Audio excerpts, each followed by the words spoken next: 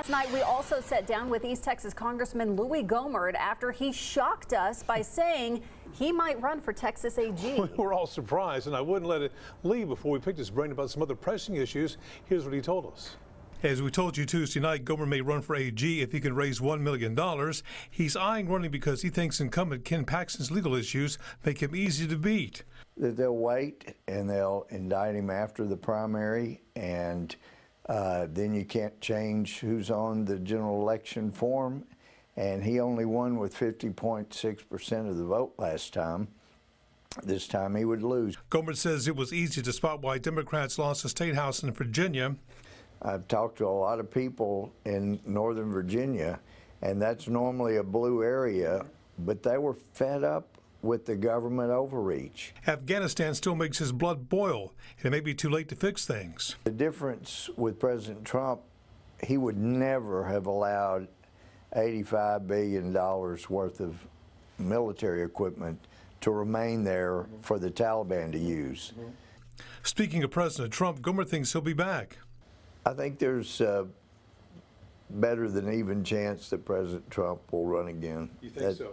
That's my thought. He has not said that to me, but I think, yeah, I think he felt like there was, well, no, I know.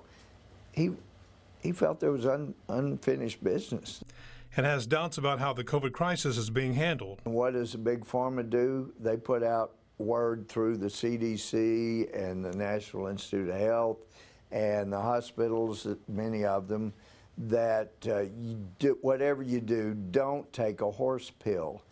That's as dishonest as it could possibly be, because those people know that ivermectin was invented for people to deal with parasitic diseases, and they know that the two guys that invented it got the Nobel Peace Prize.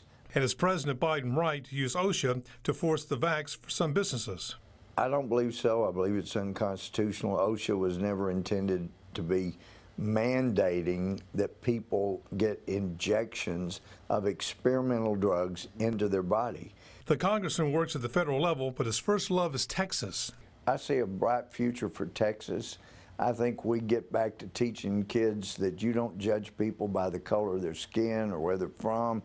And we get back to producing what we need. We get back to being energy independent. We could do that right here in Texas. I see a great day ahead, but we got to have a Republican in the Attorney General's office. So will he raise that $1 million? We'll know in about 10 days.